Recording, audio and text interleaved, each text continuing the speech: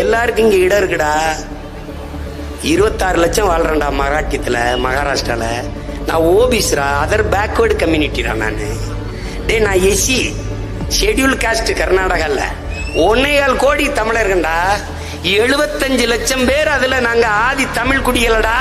எனக்கு எஸ்சி பட்டியலனா இல்ல, நான் அதர் பேக்வேர்டு. எந்த மாநிலத்துல எனக்கு உரிமை இருக்கு? பிக்காலி எந்த மாநிலத்துல இருக்கு? எந்த மாநிலத்துல இருக்கு? வந்தவன் போனவன் எல்லாருக்கும் இடம் இருக்கு. என்னுடைய பேரன்பையும் பெருந்தன்மையும் நீ இழிச்சவாத்தனம், ஏமாளித்தனம் என்று கருதுகிறாய்.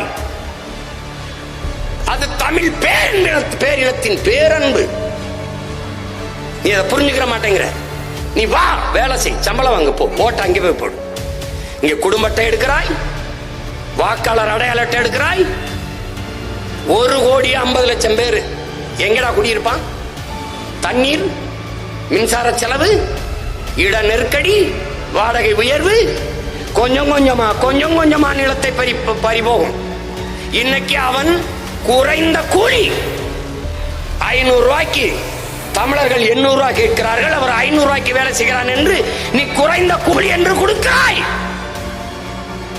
நாளை அவன் தவிர்க்க முடியாத கூலியாகிவிட்ட பிறகு, வேலையாளாகிவிட்ட பிறகு 5000 ரூபாய் என்று கேட்டாலும் உன்னால் அவனை தவிர்க்க முடியாது. காரணம், உன் இனத்தான் உழைக்கிற திறனை இழந்துட்டான், உழைப்பை விட்டு வெளியேறிட்டான்.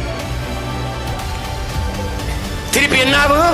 அவன் தவிர்க்க முடியாதவனாவான், அவன் முதலாளி ஆவான்.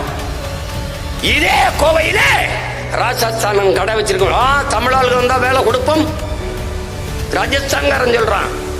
ஈரோட்டிலே தொழிற்சாலையே தமிழர்களுக்கு வேலை கொடுக்காத என்று போராடுகிறான். காவல்துறை அடிக்கிறான்டா.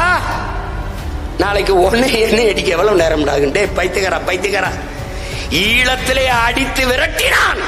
அகதியா வந்து நிக்க ஒரு இடம் வைத்திருந்தாய். இங்கே அடித்து விரட்டினால் நீ எங்கே போவாய்? என்னை போய் பாசிஸ்ட் இனவெறியன் தெலுங்கரை எதிர்க்கிறார், கன்னடர் எதிர்க்கிறார், மலையாளி எதிர்க்கிறார், இதே பேசுறீரியே. நாளைக்கு அவன் வந்து நம்ம எல்லாரையும் அடிப்பான். அப்ப நீ என்ன பண்ணுவ? எங்க ஏத்தான் பிடிப்ப.